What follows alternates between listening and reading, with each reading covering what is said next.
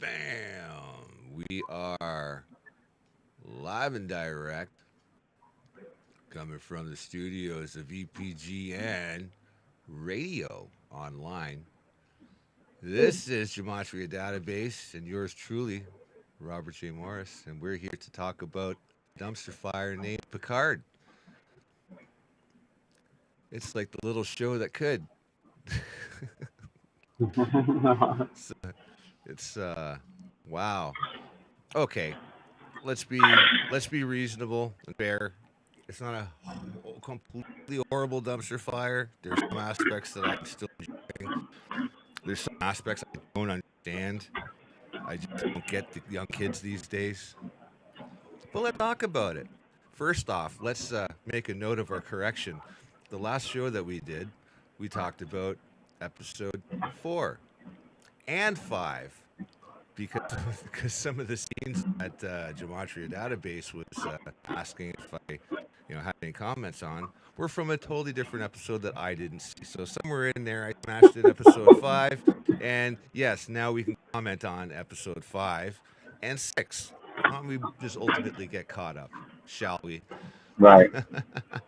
Yeah, I so I was basically essentially a week behind for 3 weeks. That's part of the course, I guess. Well, hey, at least I'm not Biden. Ba-doom-boom. But hey, But you're caught up now. yeah, I think I better be. If I miss another week and it goes by and I catch it, whatever.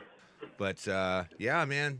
All right, I'm going to throw the ball in your court and say you've already commented on 5, so I'll make my comments about 5 a little later. But what did you think about Picard season 2, episode 6?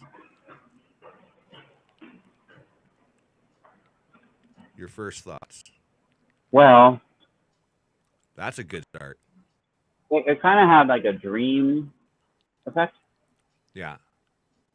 Like, was I watching what was really happening, or was it in somebody's head kind of They effect? did. They did a lot of that with the Borg relationship between Girardi and well, the Borg Queen that was now a head Borg Queen.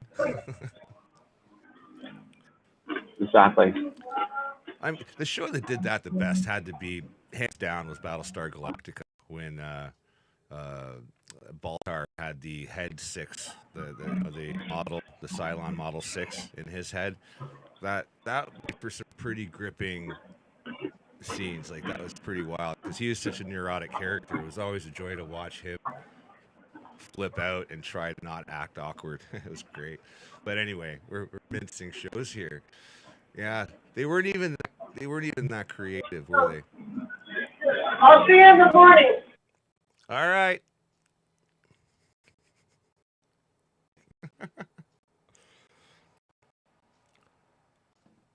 These are all lies that we're telling you. Gematria Database is in a halfway house They're all laughing somewhere at me. in Yeah. Chicago.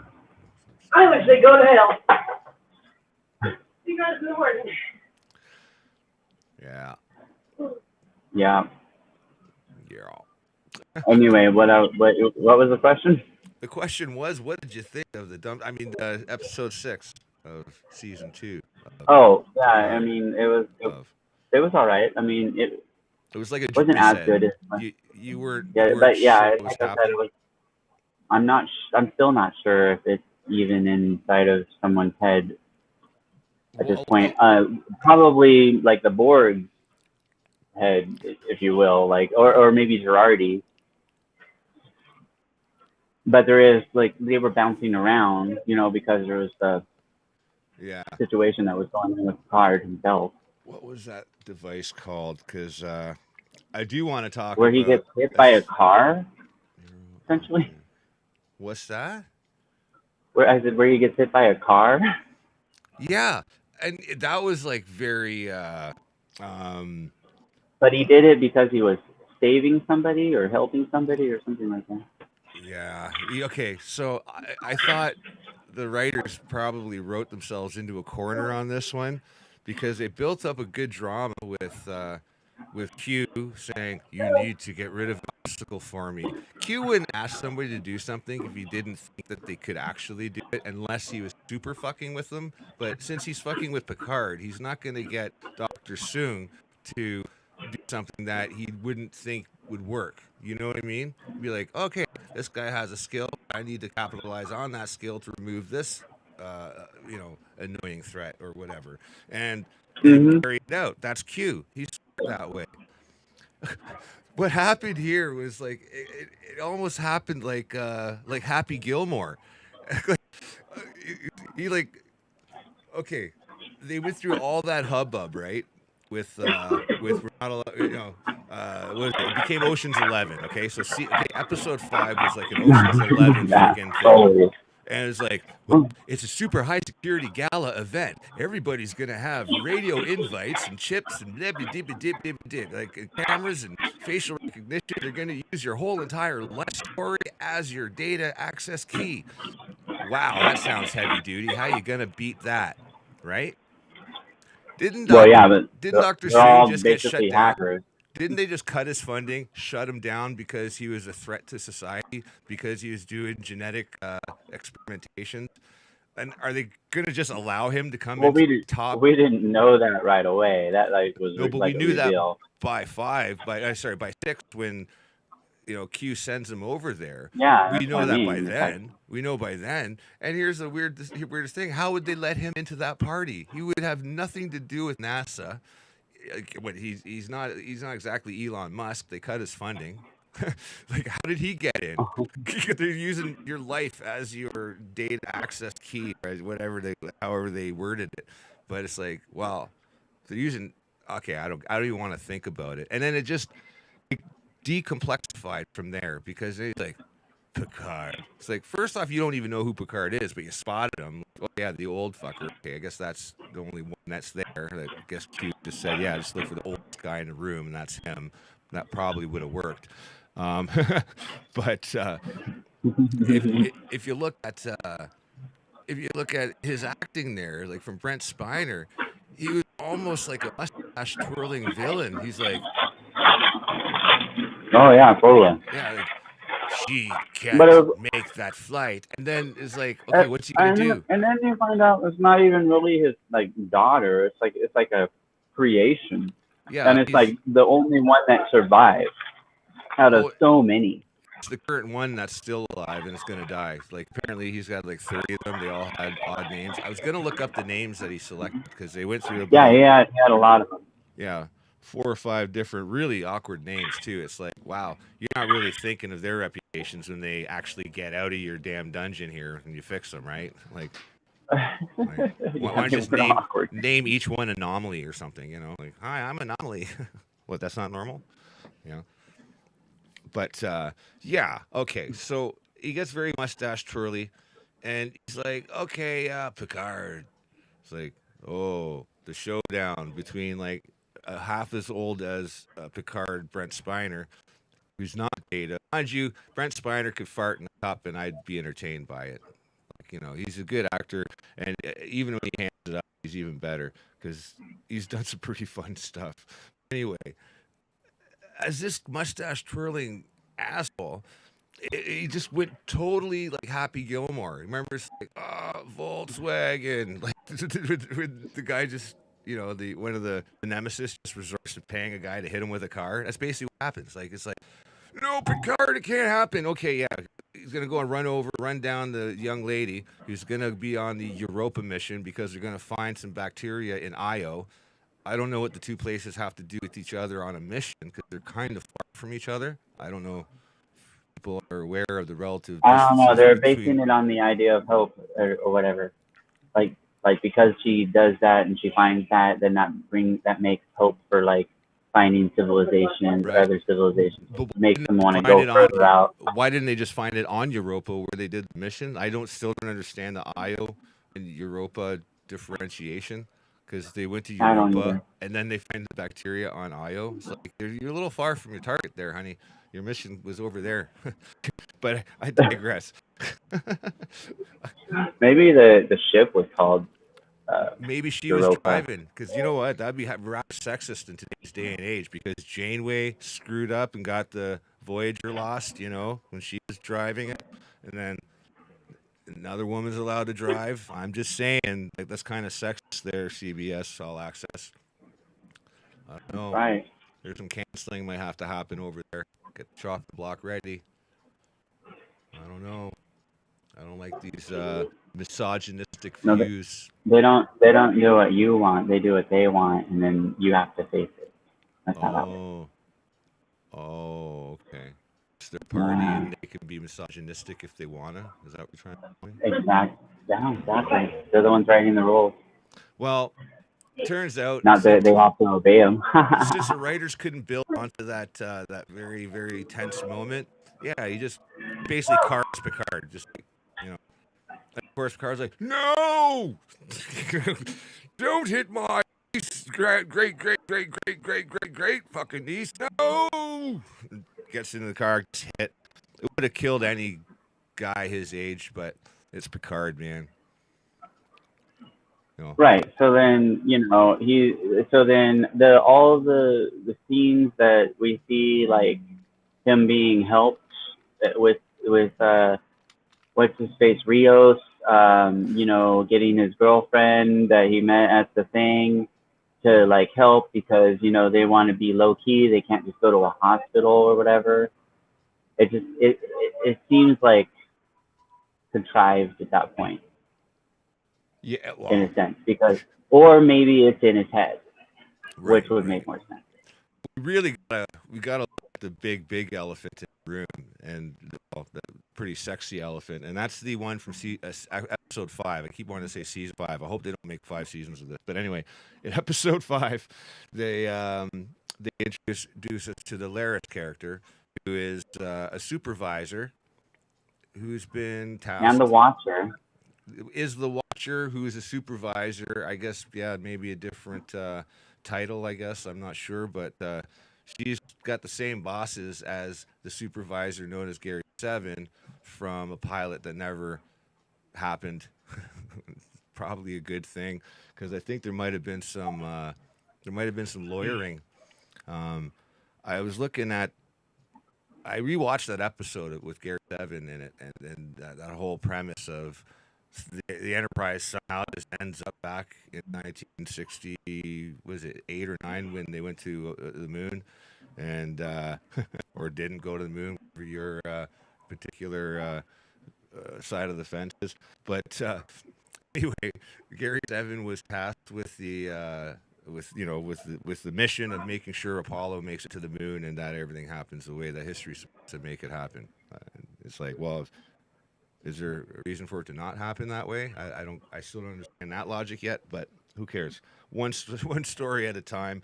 They used that whole premise to create this character, Laris. And Laris has something called a neuro-optic interceptor. And I was thinking about this. I think what they tried to do is smash together 007 with Doctor Who and create an American version of, a timey-wimey kind of thing. I think that's what they were shooting for. And I'm glad they didn't, because I still prefer Doctor Who. Yeah, because he had the hot little traveler with him, like the companion. It was very zany, and it had a different element of Star Trek, but had Star Trek as the key element to kind of launch it. I think they were going after an Americanized Doctor Who concept, because Doctor Who at that time when Star Trek was out was huge.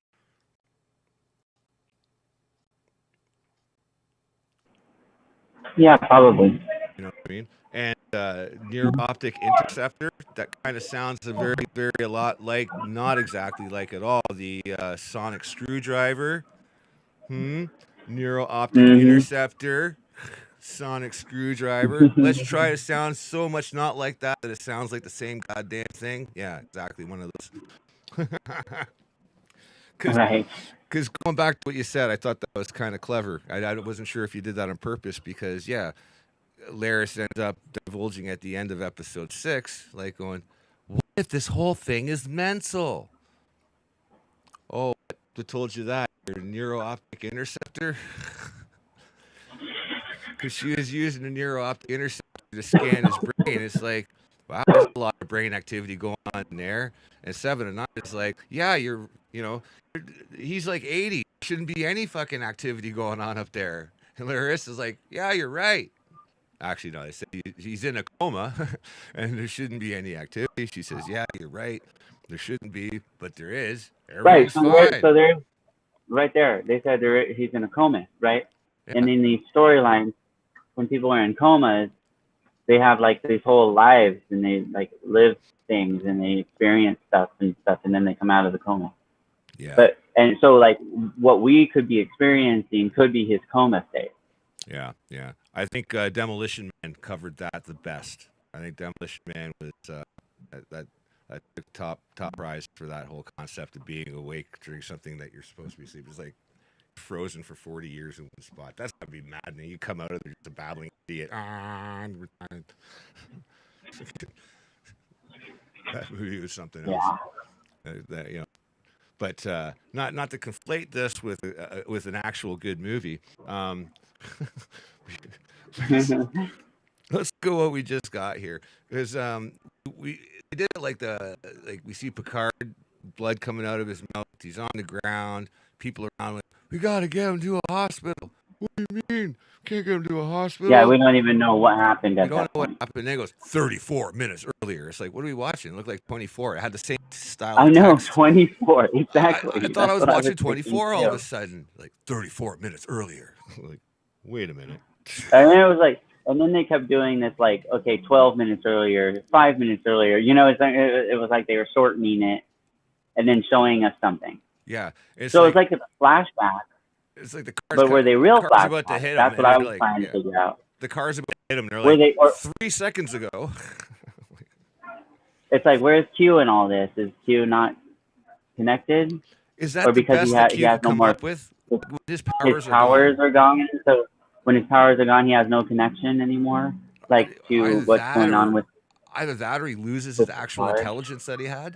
Like your powers might be gone, but you're still gonna know things. Like you're still gonna understand quantum, the features of matter and space time, and a few tricks to be able to hack. Yeah. Hack the system. And what? Getting Dr. Nudie and Sung to drive over Picard in a car is the best you can do. And it's all like about. It's like, where did he get if he doesn't have his powers? Where did he get that that solution in order to kind of get Soon to do what he wanted him to? Kind of blackmailing him with the so-called daughter that's not his daughter. Right.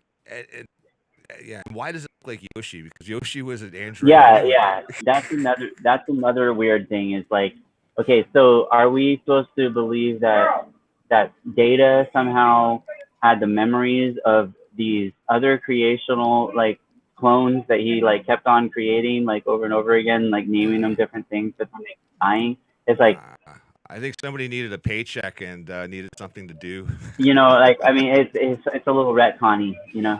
Well, it's a little retconny, but I guess they got to incorporate her. I get it. I understand what they're doing. They're trying to add a little bit of beef to the complexity of Data creating a daughter. But it's really bizarre because even the writers who wrote it was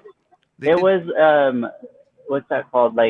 Sneaky though, because you have the way they played it out, it made it seem like that was his daughter and she was sick.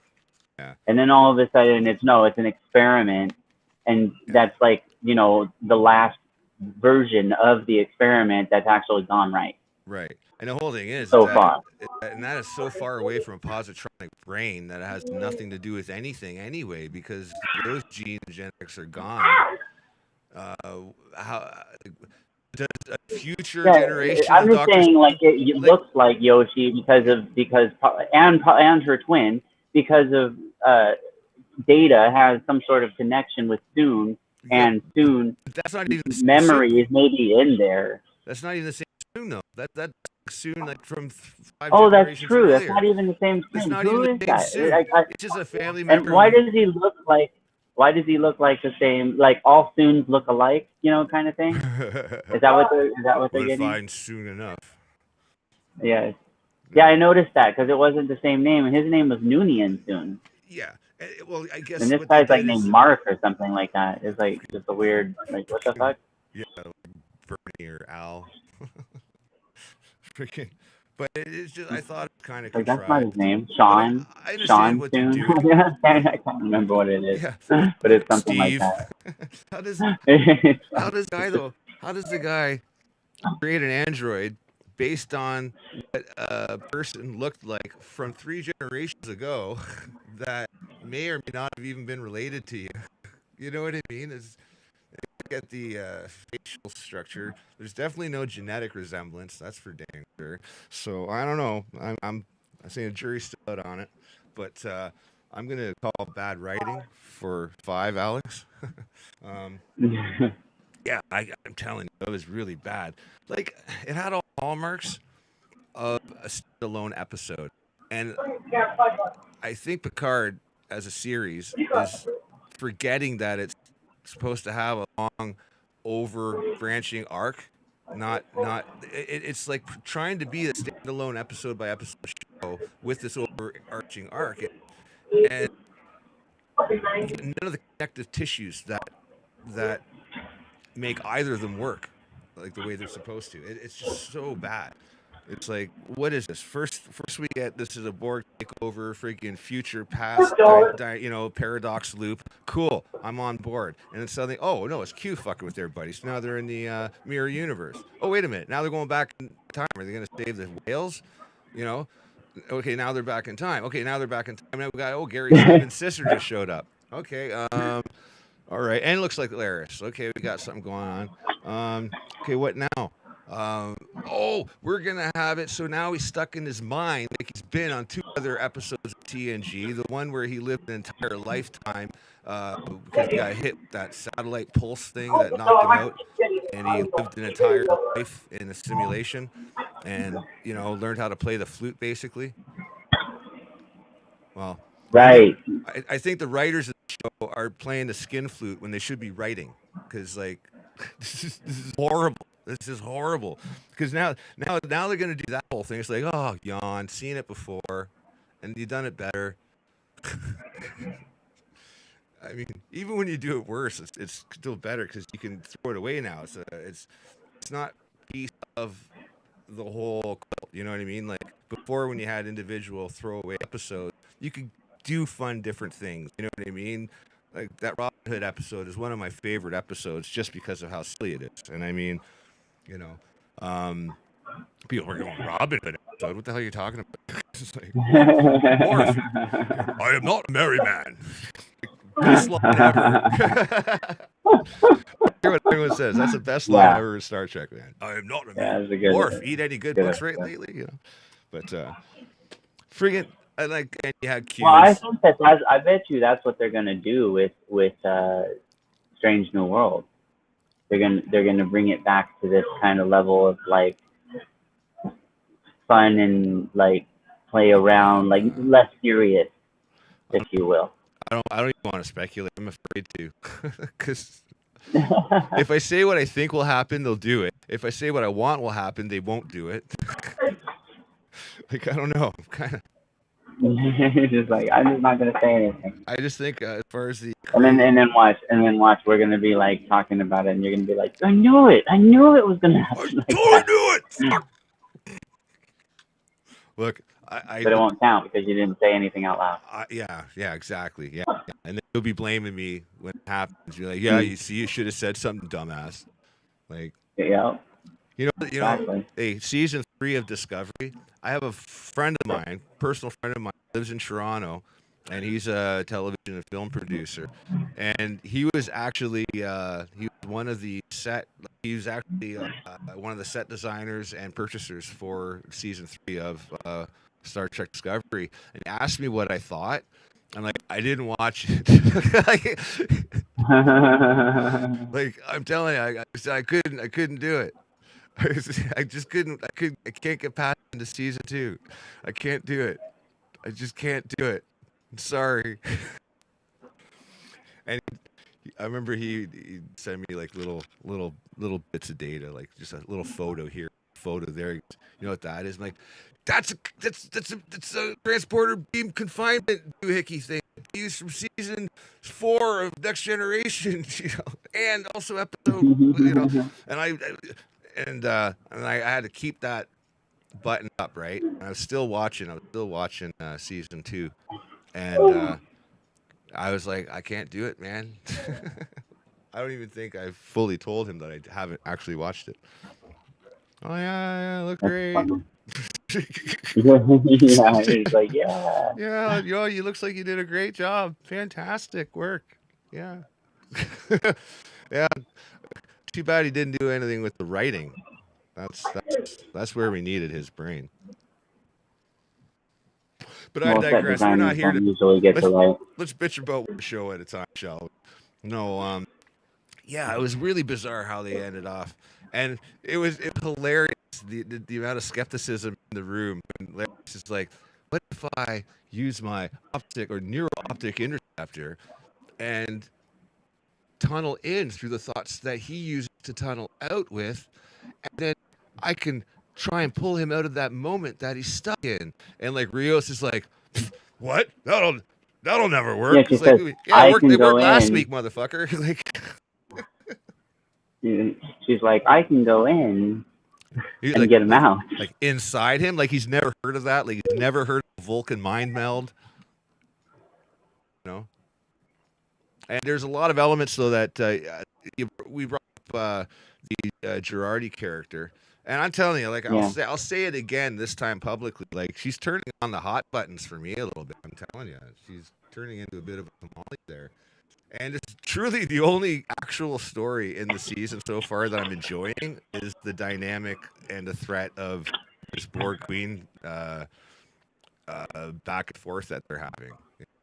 It's the only. Well, it seems like originally you weren't taking to the Borg Queen because she was too entertaining, or essentially I had to get over. She had too much of it. I had to get over it. But I think I like her attitude. Well, the thing is that you don't have attitudes or binary things, right? Now I understand what you're saying is like to have higher level, kind of, I should say lower levels of manipulation by simulating emotions to interact with other humans as an ambassador of the Borg. Because the other Borg is like, you know, reasons are futile, we'll fuck you up, you know. We'll add your uniqueness and stupidness to our own, you know, that kind of bullshit. Like they're very, very brony, right? Now, and I she has, and I went back and I actually did look at some of the acting that the other Borg Queen did from First Contact. First Contact. Yeah. And you know what? She emoted quite a bit too. She's trying to turn on the sex and charm, the sex appeal and charm with Data, and that got a little weird actually. It got a lot weird. If you go back and watch that, like when she blows, it gets weird. She blows on the grafted skin. Like it's like, whoa, like it almost makes your own friggin' hair stand on end. It's weird.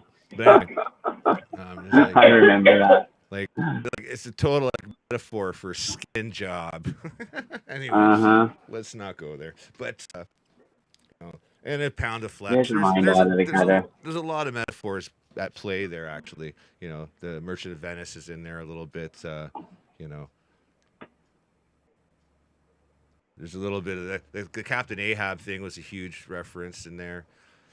But at least, you know, we had some kind of classic literature to bind it all together in that movie, which, again, was an entertaining movie. It was dumb, but it was an entertaining movie at the end of the day. Like, I enjoyed the First Contact, like, you know, over Nemesis, which was like just a dark, dark turd.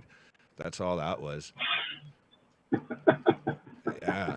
It was just a dark turd.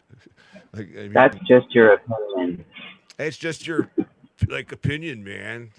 The Big Lebowski. That's what I'm thinking. That's like just your opinion, man. That's just your opinion, man. But of course it is, because this is editorializing. Editorial. Yeah, exactly. This is 100% journalism free. But it's just opinions.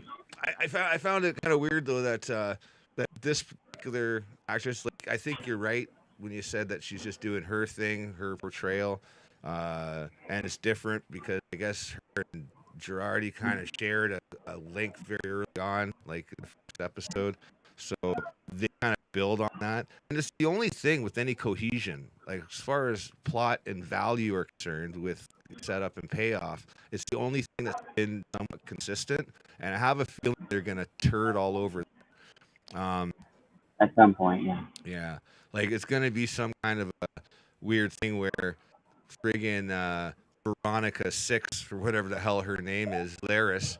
Um, well, obviously she's gonna go inside of Picard's mind, so now she's gonna have an So you think inverted. she's going to go in the Borg's mind too? No, I think she's gonna be inside Picard's mind, but that's gonna carry through all the way to when he becomes I'm thinking Locutus. about I Yeah, guess, you're right. I think that's going to bring it back to Locutus yeah, because and they kept saying you can't pull out a gun and then not use it, you know. exactly, and like that's what I'm thinking here, because I think what they're gonna do is that Laris is gonna be kind of omnipresent now in his mind forever, even though we've never heard of her before this season.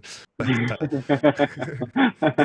all 180 years that Picard's been alive, we've never heard of this bitch. But Right? whatever. Never heard of her. Neither did Whoopi. I think Whoopi Goldberg would be just as surprised as we are. Don't worry. But anyway, Right. what another one? How many chicks do you have in your head now, Picard? God, no wonder you're old and lonely. But Yeah, whatever happened to the other his Q woman, like the woman that he was with, yeah, and then she Vosh. became Q. Vosh. Yeah, Vosh. What Yeah. about her? Oh, she'll be coming back. I wouldn't want to fuck with her. She's a bit of a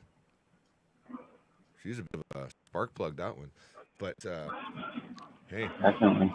you know, and she might even, she might have gleaned a few little Q tricks, like a Q-tips. That's I funny. didn't mean to go there, but yeah, I mean, it was just very, very nice. I think they're gonna do this whole romance thing because then once she's omnipresent in his mind, she screwed up because I think she is Romulan. She swore Romulan under her breath while they were scanning for Girardi. She said in Romulan, she went fucking whatever, whatever Romulans say. I was like, did I just see that? I had to rewind it, and I was like, oh yeah, it was Romulan because I put the subtitles on. It said in Romulan. Really? Yeah. Interesting. Yeah. So she said So- something, and Picard just sat there and looked stupid at her, like, wait a minute, didn't I just say that I knew a girl that looked like you that was Romulan? So there's no way that they literally did that inside like a 3-minute time span because people must be so attention lacking that they can't get through 3 minutes without piecing two pieces of plot together. But, Right. like, I don't know, man. I think there might be something to what you said before, how you said, like, people now, the way they like Star Trek is they like it the only way that their brains are capable of processing it, like, like a friggin' a fruit fly, maybe. I don't know. But it's I don't know. That's what I think. That's what I kind of see, like at the cons and things like that. When I go, right. it's like the ones that are dressed up. It's like I guess when they stop they teaching have people a how to set read, I guess perception of yeah, whatever Star Trek they follow. You know what I mean? right. It's like when you come across people, like you're kind of an oddity that you like Thanks. That's all the the nicest thing different anyone's Star ever Trek. said today. That's great. Thank you. But like most people only like either Next Generation or Deep Space Nine or the original like Star Trek or just the movies, You know what I just heard? or just the new series. Like Yeah. they don't like the old stuff. Well, You know, it's like Discovery. You know what they did? I heard about I this, didn't know how to open it. that they had like some kind of a memorial that set up the like art station, and it was like a memorial for Captain Archer from Enterprise, and they actually played part of the theme song. It's been a long road. There's there to hear. It's been a that's long hilarious. time, and my friends But keep our my time mind. is finally clear. My friends I've are all traveled queer. round. Oh Hey. man. I can't even not say true story. I mean, geez, come on now. No, I mean that's all great. I'm making fun of the actual fact, though. Like, if they're 3,000 years in the future, that means that the Federation that Archer belonged to is 1,000 years in the past. When do you pluck a guy out of 1,000 years into your own history and make a memorial for him? Like, no relevance. That's like, hey, there's a caveman named Ukbar, and we just built a memorial to his Right? cave corpse that we found. He built the best Flintstone nat rocks you ever found in your life. Like, no, we don't do that. It's not particularly done. That is not the way it is. Yeah. And I don't know how, like, I don't know how Napster works in the future. Jeez, I don't know how they'd actually source that song. Oh my gosh. It's almost fourth wall accidentally being broken kind of shit in my mind. You know, like almost anything for a giggle or reference. It's like, look, Star Trek. They did it with the second of the sequel Star Wars movies. Yeah, then the second one. It's like, AT-ATs, lightsabers. You know, it's like, any single thing that they could throw at you that came from somewhere else. Like, I've seen that before. That's one of those things. Go find your dad. That's called I'm thinking of Rogue Squadron. Easter egg. Sorry, I think Rogue Squadron. Yeah, there's more Easter eggs you can shake a stick Yeah. in Rogue Squadron. Yeah, it's all about Easter eggs these days. Mm-hmm. Thank you. And when you get them, you feel like you're smart. You know, like it's like, oh, I've seen that before. I've seen that thing.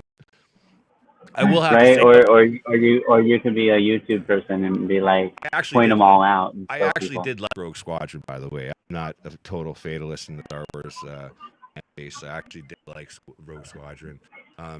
It was incredibly dark, and you couldn't tell the story any other way because, like, if you have any epicness in the story, you have to kill them off because we don't know about them later. You know what I mean? It's like Right. everybody's on a suicide run. It's take that form, obviously, but it kind of wrote it in. I mean, that scene of Vader going absolute like Anakin on everything. That was insane. Crazy. Yeah. Yeah. That was, you know, when they did the Luke Skywalker sequence at the end of season 2 of The Mandalorian. They based that sequence when they was taking out the Dark Troopers. They actually based that on that sequence where Vader went fucking apeshit because he used that same style of fighting during that sequence because he cross trains in a couple different styles that Luke does, apparently. Not that I know anything about Star Wars, but right, yeah. Not at all. Yeah, nothing. But apparently, yeah, they modeled that whole sequence after Anakin's fighting style, just to kind of tie in the different styles and how they do correspond. But I'm actually kind of excited to see what they do with the whole Obi-Wan series, because like if they can tap into the old formula. I saw the preview. It looks pretty interesting. Yeah, I saw the trailer. Yeah, mixed feelings about what I saw, but it does look cool. It definitely looks cool. Like I have a lot of questions. Cool. Yeah. Right. There's some aspects that like can't let out of the bag because obviously we know what happens. We know how a new starts. So, exactly. You know what I mean? But like there's certain things that can't happen. But it's good to show how things kind of move in the distance, you know, like the on the horizon. I'm sure that they'll bring in stuff from and from Clone Wars and kind of tie in the connective tissues. Yeah, just like side stuff. Like, oh, this is what he was doing when he ended up disappearing from that other thing. And then I'll have the friggin' Marvel team up at the end. So there's a huge gap between one area to another area. Like, you don't know what he's doing. It'll happen on The Mandalorian. What'll happen is like everybody will be doing all their separate shit and all their separate shows. And on The Mandalorian, again to season 3, it's like, okay, we're gonna have our big epic Marvel You know, we're gonna have her Marvel team up or X Force. I mean, he was on Mos Eisley for like a hell of a year. Yeah. Well, I have a feeling I know where they're going. I think I know where they're going with season 3 of The Mandalorian, which, you know, I'm interested. I'm intrigued to see. I enjoyed season 2, you know, but season 2 of Picard, well, well. I like how they did the whole thing with. You kind of went round and round. Yeah, but the whole Rios love triangle, and I call it love triangle because he's in love with the Spanish girl. He's also in love with the past, but he's kind of from the future. So, where have we seen this before? I can't put my finger on it. I don't know. You might know something about that, McFly. Oh, Back to the Future. Yeah, you know, complications, you know, the grandfather paradox, time travel, Starfleet officer who is letting himself become enamored in a situation that he's trained to handle. Now that the, Well, like I said, that you know, Leia Thompson, who was in, you know, Back to the Future, is directing. yeah, they probably got So something to that. So yeah, that so was she's part of their probably putting little like tropes from Back to the Future. Yeah, you're gonna have like Back to the Future. Well, it's like that place that he ends up in or whatever. It's kind of like the Biff world. You know what I mean? Where he's like the, you know, eradicating people on a certain day. That was the mirror universe. That the kind. Yeah, so like that's kind of like the Biff world, you know, like where Biff like owns the plaza and over here in like Vegas and everything. Yeah, I guess if you find Biff, you find the solution. Well, it's 2024. So, I'm sure they can find like an X generation VHS rental place somewhere like that does specialty videos. You can probably find Back to the Future and watch that for clarification on what they should do. I see that like every day right now. It's playing in the other room. DeLorean, don't even talk to me about DeLoreans. Right. But you know, it's interesting. I'm just now out of more curiosity is why I'm hanging on for the rest of this. I want to see what happens. Well, I know what happens ultimately because we saw it in the first episode with the Borg Queen. It's Girardi. But man, the dress looks good on her. And I tried to look up see if she actually could sing. I couldn't find any proof that she sang, but it looked like she sang. But I mean, it looked like she was singing. Yeah, she could have been lip singing. Yeah, or she could be singing along with it and singing beat to beat. But I don't think she actually. Yeah. It doesn't sound like it couldn't have. It doesn't sound like it couldn't have been her voice because sometimes it's obvious. It's like, you know. Sweet. It wasn't bad. If it was actually her voice, it wasn't bad, which makes me think that she actually can sing. Or the character actress. Yeah, Star Trek's known for doing that. Like when they're actors, usually they wait a couple of seasons for people to like them first. And like, you know, like Robert Picard, for instance, who is the EMH on Voyager, he had a lot of different things he wanted to do, like in Broadway and stuff like that. And he actually got his chance by kind of auditioning, sort of, by his parts on Voyager. You know, he ended up learning how to sing opera and shit. You know what I mean? Just, you know, so they kind of been known to let people showcase their ability. Yeah. And I think the only reason Riker played saxophone was because they're kind of trying to model him after Bill Clinton a little bit. But maybe. But I don't know. When he started, like, these are all just thoughts I have in the back of my head, you know, that just kind of pop in and pop out. You know, some of them you act on, some of them you don't. Like most of the ones that came up in this show that we're watching. But yeah, I thought it was funny. Like just that moment where Girardi knocks out all the guards with her super vapor mental action. She just knocks them out, and then it's like, well, they're knocked out. It's like, yeah, you could have knocked out a little No. closer. It's like, oh yeah, 10 feet away. But that was dumb though in a way, because like she's like, oh, it's like she had to give herself up willingly. I didn't buy that because later on, as soon as she does that singing bit, that gets the endorphins raised up, and then you see this speech from this little monologue from the Borg Queen. She's like, ah, that's what I've been waiting for, the endorphins that I needed. Your what is it? Your stress hormones Yeah, are getting it in the was like, way. so that's what got her to be able to take control of her, Yeah. like Okay, sort of yeah. stress. So now it's stress hormones that were doing it, not the fact that she wasn't giving herself self up willingly. Okay. Really? Stress versus Yeah, because nanotechnology. it almost seemed like she was trying to make a deal with the Borg Queen, like saying like, you know, like, oh yeah, I'll give you my body, like for certain scenarios, but like, you know, it was almost like she wanted to use her, and it was, Yeah. in reality, it was like the Borg Queen was already using her I think they and were just waiting for the right moment yeah. to strike. I think they're grasping at straws in a bag full of bowling balls. Like it was there's just no way. Like I think they had a good concept and they just non-creatively came up with solutions, and they were very, very weak in my opinion. Um,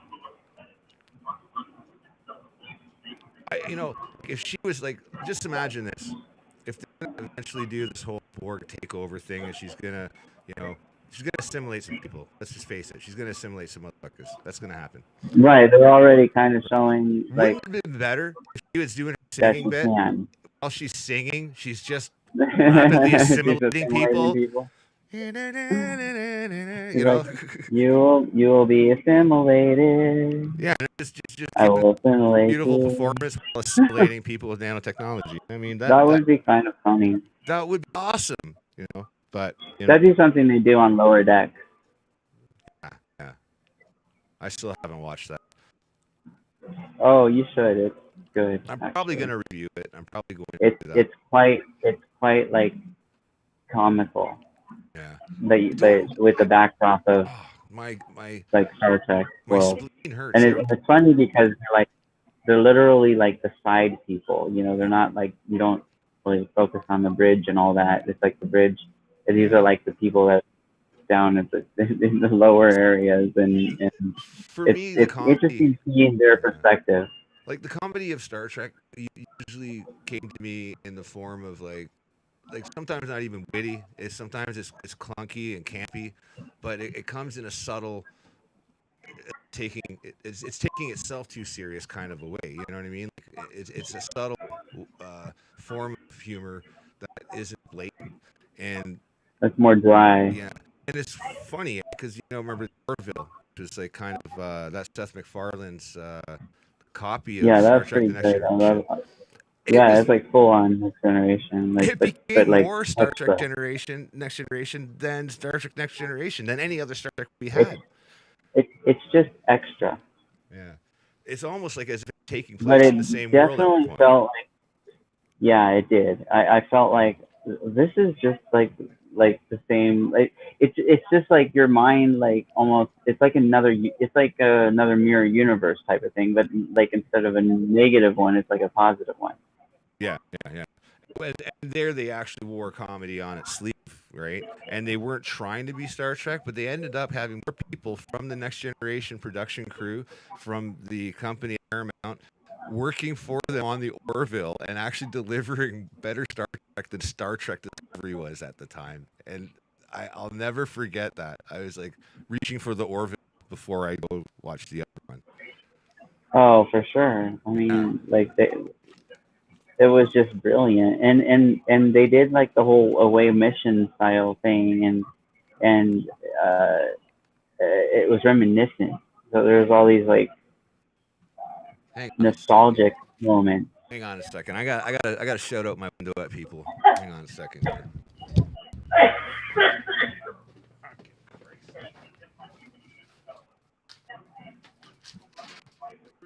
Vandalism. it'll still be there at like 4 in the morning, 6 in the morning. Can you stop it? I'm making noise and I'm right by the window.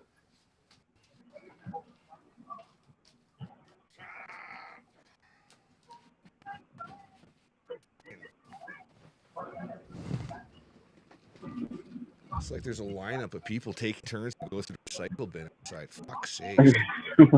Weird. Fuck. You didn't see the last guy leave with nothing? Fuck off. Oh, how He's crazy. going to magically appear between now and 6 minutes? Fuck. Jesus Christ. No, it's been bad here with like pickers, strippers, scrappers, and I don't know. There's a whole bunch of terms for people that I'm one of them because I take back my empties all to the recyclers too. But I mean, I'm not. I feel bad for people that have to do that, that resort to doing that. But, and I know I understand what they're doing. They're trying to beat the early worm, but you know, each worm's getting up 5 minutes before the next worm, so they gotta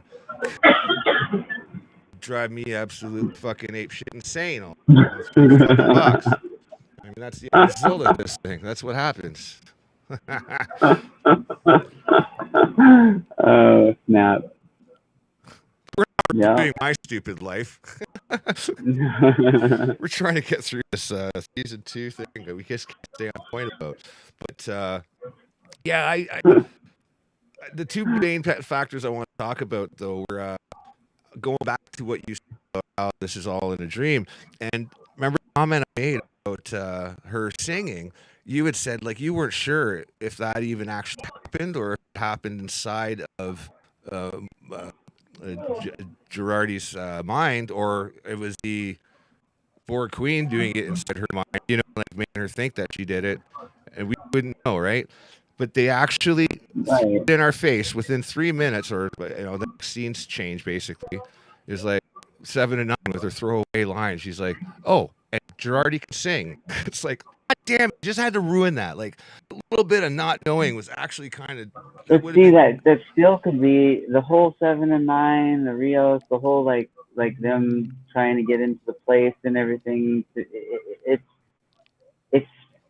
It's like they're in a holodeck or something like that. You know, it's like I feel like there's.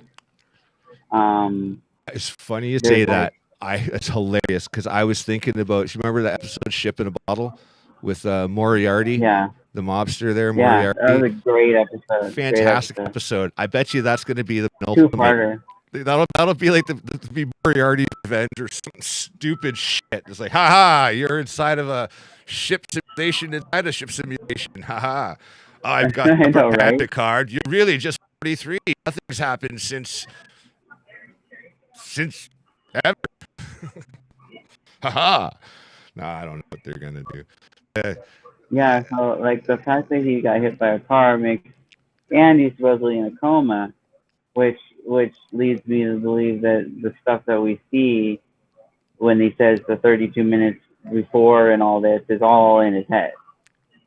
That's not actually what happened. I don't know. But I think we're going to do this whole love thing. Maybe the accident actually happened, but the whole lead up to the accident and all the things that occur in the place and everything. I don't think that's smart. I don't think they're that smart. It seems like they were trying to do almost like a James Bond kind of thing. Well, definitely. That's where I got the whole Ocean's 11 reference from. Like, there's like, you know, or like a Sting, yeah. You know, and really, the Sting was this. This was the Sting, because usually you have like a separate professional that's good at one specific thing, and they each have a goal, a task. No, they didn't. Freaking, the only one who had a task was Girardi. Everyone else just stood around and, you know, Rio smoked cigars and, you know, made sure that they were looking at people. Yeah, and watching the woman that is connected to Picard. Yeah, and then they had that situation where Picard actually talks to her, and they have like a communication for a certain amount of time. Yeah, he convinces her with his, you know, his Picard ethos and his Picardian dialect. And then she almost gets hit by a car. It's like, and he saves her, and it's like, yeah. Yeah, that's Yeah, but see, for me, it seems a little weird that that dude that works on these experiments with the girl that like Mhm. keeps bringing back or whatever, like experimenting on in a clone or something, like Right. the same person over and over again. And it seems that he would have some other way to take out Picard than just getting in a car and running him down. Mm. I mean, not Picard, the girl. Yeah, I know Because what you mean. Well, she's Picard too, so you could have got away with that if you yeah, didn't say anything. But yeah, but this whole thing but is I that like, mean, you forget that she's but even in. and then he essentially accidentally takes out Picard, which is what's his face, So that was like a what valet driving lane, Q, what Q actually wanted him to do. a highly secured event. It was like a valet parking kind of a scheme, like a ramp going up into some kind of a parking lot, I guess, where his car came down. If you're coming down in a ramp like that's only about a car and a half or 2 cars wide, how do you miss the person that you're trying to hit with the car? I know it's like he pushed her out of the way, but it's like You would have it hit both seems of like them. you would have still gotten hit. Yeah, I would have just aimed a little bit to the right, and I would have got both of them. Like, it just made such sloppy nonsense. It just made. I just can't speak. It made sloppy nonsense. That's what I just said. No, but it made no sense whatsoever. It was sloppy as hell. It was. I think, like I said, I think they wrote themselves into a corner. Oh no, we need. I don't know. It's working. It's working. Picard's not be a chicken shit. Okay, it's working. What can we do? Well, the other guy, he failed. I guess he can't fail. He's gonna get his car run over.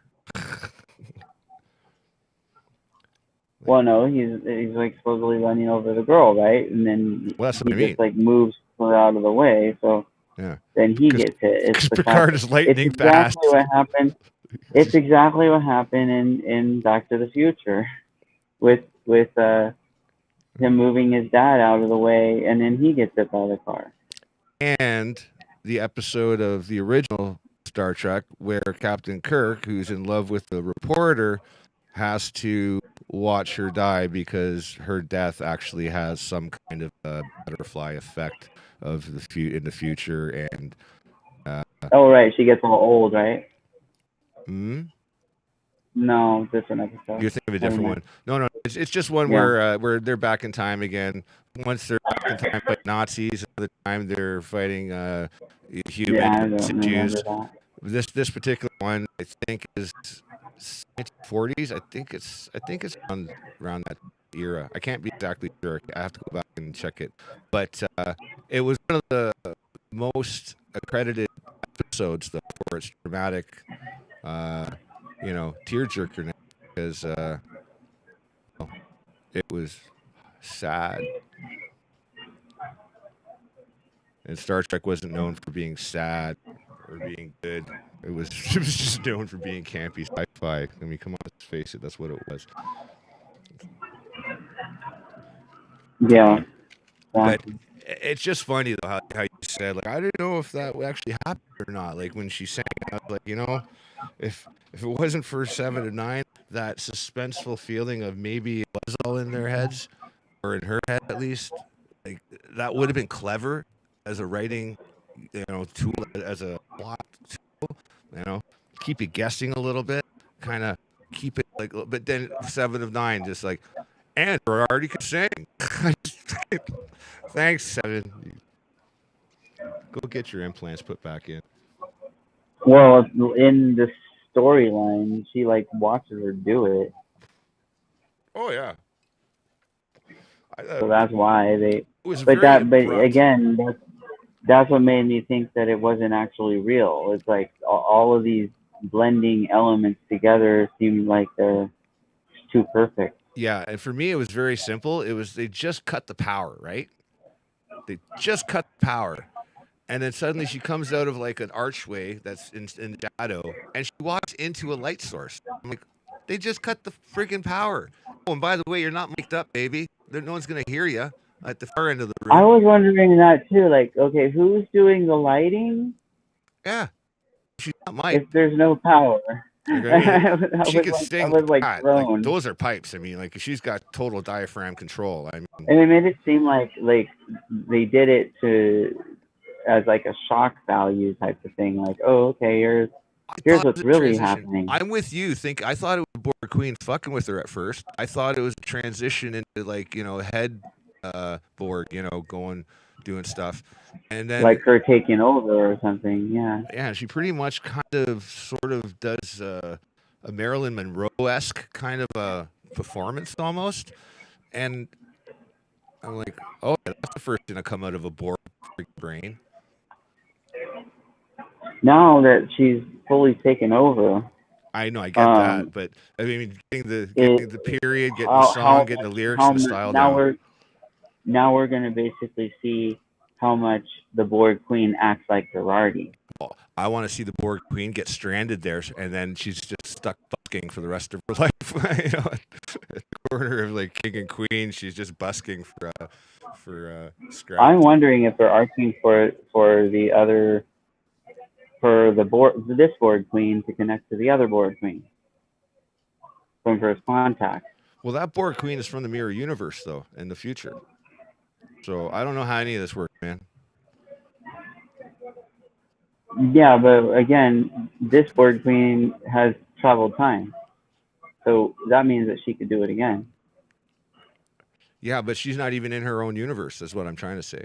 Like, because if they create the new universe... Well, she clearly is connecting to some sort of neural net. That's what made her stronger when she got there. Oh, I think, yeah, there's silence or whatever. Like there was, I think she said something about silence. She made some kind of a comment about, what was it? I can't remember. No, that was in the future. That was after the eradication thing. It could be. I can't remember now. It's too specific. Yeah, and then she said everything silent. But then when she came back to our time, it was like she connected again, and she heard, and it's almost like whatever Borg exists somewhere. Somehow she's connected. Well, they spoke a different language, you know. It's like, oh no, we're not the Cobalt Borg, we're the Pal Borg. Yeah, sorry, missed them. Well, it's because I mean, like, we know that the Borg have been around like for longer than the humans, and according to the Nexus information and all that. They look strangely human, though. So, well, I mean, as far as like, you know, taking over other civilizations and building on the army of them to assimilate more. So I'm saying that the ones that are currently there in that universe, not necessarily by Earth, but like somewhere, there's like an Ethernet essentially that the Borg Queen, because the Borg Queen has got that ability, she can connect to that. Transwarp space. Like a Wi-Fi connection. No, but they would be in transwarp space, I think, because of the Borg subspace kind of channels. Yeah. So I'm thinking that if that is the case, then she probably can actually command them. Well, hopefully those Borg didn't go a different direction and take over like a Radio Shack instead of a star cluster. You know what I mean? It's like little monkeys with symbols. Just you wind them up and they just clap. Yeah, not very advanced. Just commands a bunch of monkeys, mechanical monkeys. That would be funny. Yeah, show that we're seeing though. What do you think? What about 7? Where do you think 7 is going to go? What do you mean? Episode 7. Where do you think we're going to go? Like I said, it seems that where they're taking us seems to be like, or Gerardi's going to fully be taken over, technically she already is, but we haven't got to see her in action yet. Mhm. And then she's going to do the long game, obviously, in order to trick the rest of the people, like a kind of artificial intelligence playing a chess game, Yeah. Well, but knowing end result. yeah. Well, So they just dropped a major basically putting the pieces in the places where they need to be in order to get end result. line was dropped in 6 where Gerard say to the Borg Queen says, "I am at every corner trying to kill you right now." Like basically, so like they could drop that little bit of foreshadowing, so we know that somewhere in the back, in the dark recesses of the Borg Queen's nanite mind, that Gerard sneaking around like a little GI Jane. Too soon, you know. Just sneaking in the weeds, basically, and waiting for that moment. Maybe she knows that the only way to fix the forward, the future, I should say, the future loop paradox, is to do exactly what they're doing and hold out until then. Maybe that moment where Picard orders the ship to destroy itself, maybe that whole thing actually fixes it. None of this happened, and poor 709 is going to have to go back to having implants again. Yeah. I wonder if we get a real And Picard the relationship with Rafi. Well, it's like basically, I think in the end, like they're gonna rewrite where none of this has even happened. Yeah. I like how or because of what they do is what happens, like the way that we already experienced their lives. Elnor's actor got paid because they showed his face. Oh, did you? Yeah, there is the Elnor, like little like kind of like Rafi thinks she saw him kind of thing. I think that's Waldo. It's like the Where's Waldo sightings. that's definitely a foreshadowing of he's coming back. I think because he's Vulcan, right? Or he's Romulan. Sorry. He's Romulan, so which are very much like Vulcans. They have like regenerative tissues, and they actually can regenerate. So I bet they get back to the shit. He's just having a freaking tea with his kicking back. Like, hey, where the fuck you assholes been all this time? Rafi's gonna be like, hell no! I thought you were dead. I'm Romulan. What gives? Right? How do you think I got through Starfleet so fast? What is that, like for one summer? I'm getting tired, yo. I'm getting tired. I'm getting tired thinking about what's going to happen here. It's definitely. I think we wrapped it. I think we wrapped it. I think we wrapped it an hour ago. Personally, it was just fun to talk about all the things around it. Are so much better. I mean, my search said neuroptic thing, Gary 7. I didn't even remember the name of it. It comes up neuroptic interceptor. So I'm not the only one who knows about this. But Gary 7, there's a thing where it says Gary 7, played by blah, blah, blah. The futuristic superfly, James Bond from outer space, a human being from the 20th century who was the product of a group of humans taken from Earth centuries ago, born, bred, and trained on another planet, and eventually brought back to Earth in its time of need. Yeah, we could all use a little Gary 7 right now. So what you're saying is the whole sting operation thing that they were doing is very Gary 7. Yeah, I think that's what they were shooting for with this Ellis. But I think they're tying it in because I think Ellis in the future is the same Ellis, but just now she's watching that Picard because she's already stuck in his head. If that makes any sense? That's interesting. It's a good point. So you're saying that Vash is actually the same woman? No, Vash. There's Larissa and then there's Laris. The one's the Romulan, one's the human. Yeah, Laris. What am I talking about? Vosh is the hot piece of work that took off the Q. That's the Q, yeah, okay. So, Laris, from the future, or the future Laris, the one that's like working with him and in the orchard and all that. That's another Watcher, or the same Watcher. I think it's her. I think it's the same person. Personally, It's the same Watcher. yeah. But she never. But if you learn, Retired, though. but if you look at the information that's presented as a Watcher, they never interfere. Right. She interfered in that sense. I don't think it's her if job that's to the take case. care of Picard. I think she makes it her job because she's already stuck in his head. Well, obviously she's got to be watching someone else then.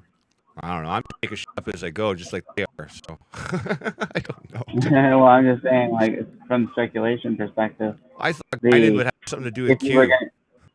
If you're gonna go with that Watcher perspective, it kind of makes sense that it might be her, but I think it'd be a sappy love story. I think all of this is just. But you already said that she did the Romulan voice. Yeah. Over thing. So she swore in Romulan. Yeah. She went which fuck. makes you think that it's really Laris. Well, which makes me think that it's the same person. We don't know that Laris actually is Romulan. Right, Laris before. Before she met Picard later on, like, but why is she why is she not Romulan there? Well, it just happens that Picard has an overabundance of Romulan caretakers working at his orchards. So, she just kind of. No, I'm talking about in the past. Why is the Watcher not a Romulan? Well, it could be. Is it because it could be Romulan? Well, it could be disguised in human form. Yeah. That's what I'm thinking. Yeah. Then just went back to the Romulan form. Because Romulan. Because obviously. So she's kind of a Romulan spy on Earth way early on. And as a supervisor, though, working with Gary Seven. Well, as a Watcher, but like. Yeah, exactly. And then she falls in love with Picard after going into his head. I think they're going to do this. They're going to make it so that she's lovesick and has to wait for him to close the time loop so that she can say, I'm yours, take me. Yeah, because I noticed that there's still kind of an infatuation, even though they're not the same person or whatever. Yeah. Right? Yeah. It seems like Picard still.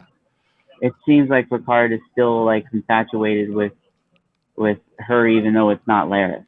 It's like they can't find his car keys, and she's like, I'll go in his pocket. I'll go in his pocket and look for his car keys. I don't mind. I'm not afraid. I'll go in his pocket. No problem. Just say the word. Yeah, I don't know, man. I think they're gonna cock it up. I think they're gonna cock it up. It's fun. It's entertaining, but only for the wrong reasons right now. Unfortunately, I want my Star Trek back, but that's my take on it. I think you're in agreement on some of the stuff with me anyway, but some of the stuff. Yeah. Not all of it. Yeah, but I like to poke fun at a lot of things that don't make sense, and Well, I like the storylines, and I like being able to like kind of run around with the different character developments and see where it goes with it. You brought up an interesting question involving the whole 7 of 9 character interplay.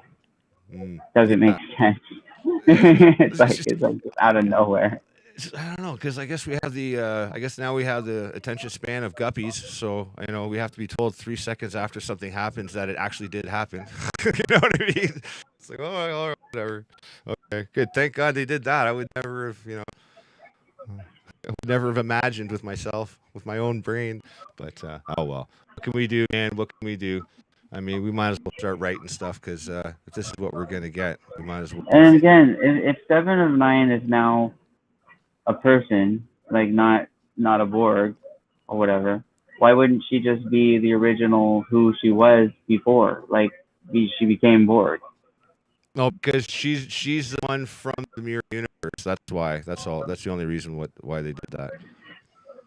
And it allowed them to have a plot where she didn't have her Borg baggage, because they made that line. No, but she's not from the consciousness is not from the mirror universe. The body is from the mirror universe. That's right. Well, I mean, you don't have Borg implants in your consciousness. So you got the Borg implants in. I'm just saying that because if she never got Borged, whatever, assimilated, then she would have been whoever she was, which is kind of goes back to original, like when she got picked up in Deep Space Nine, not Deep Space Nine, the other one, Voyager, when she got separated from her, why she's called 7 of 9, from her 9.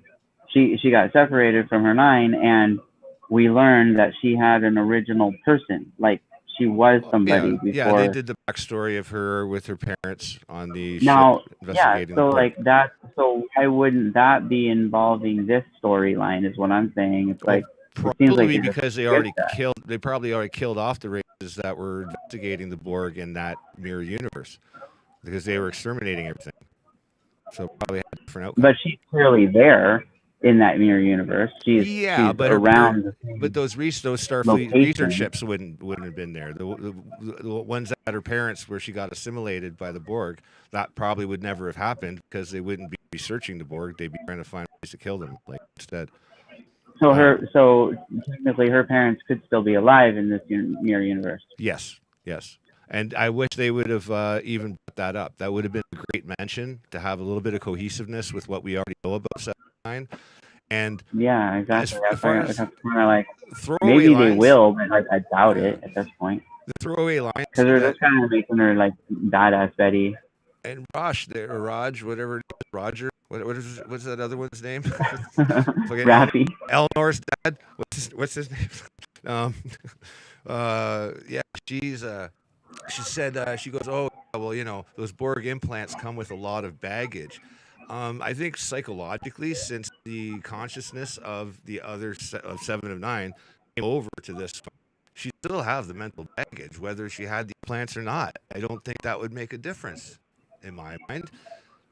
Yeah, I'm just saying, like, the character that she plays not character she plays, but consciousness she's playing as, wouldn't that be the original her? Yes, that's right. That's what I'm trying to say. So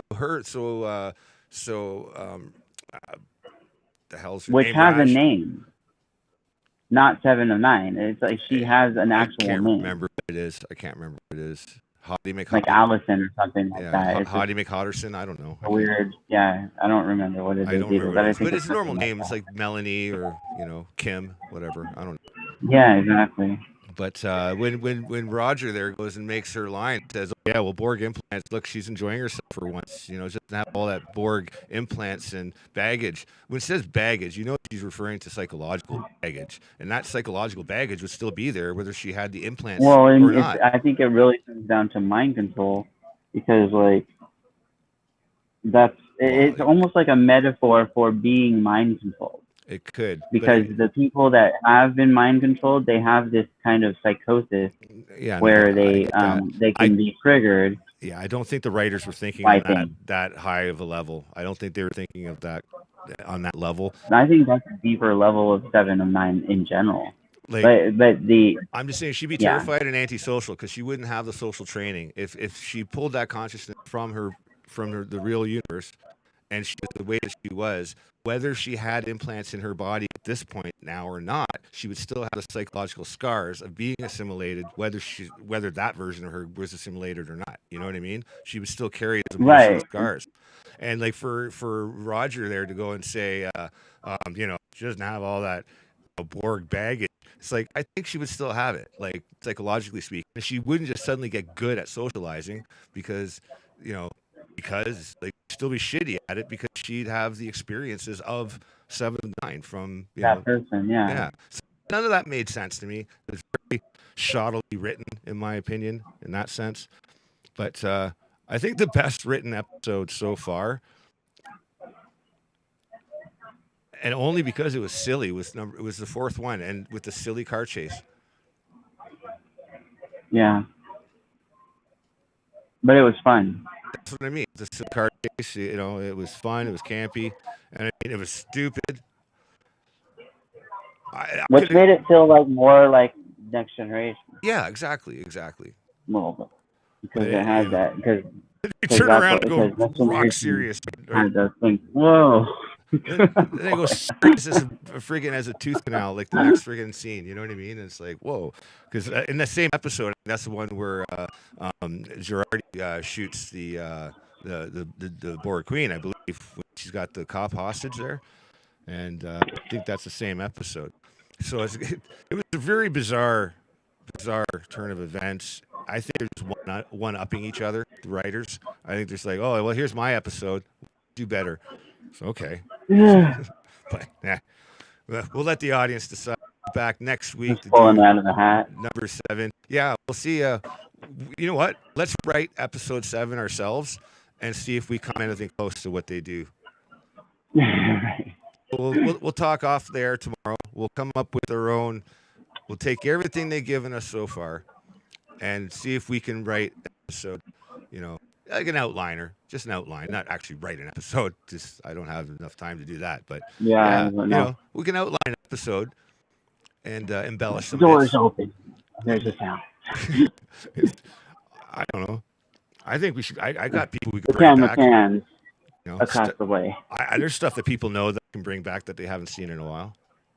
Good stuff too. It's all the crystalline For some entity's reason, fault. we're focusing on Rios' nose. Oh yeah. Rios ends up getting stuck in the past, becomes Riker's fucking grandfather. It's like I didn't know Riker was Spanish. I know. He's having a great time in the past. No wonder he had a thing for you know, for the psychologist there. Gates McFadden. No, Gates McFadden was a doctor. Crusher. Shut up, Wesley. Yeah.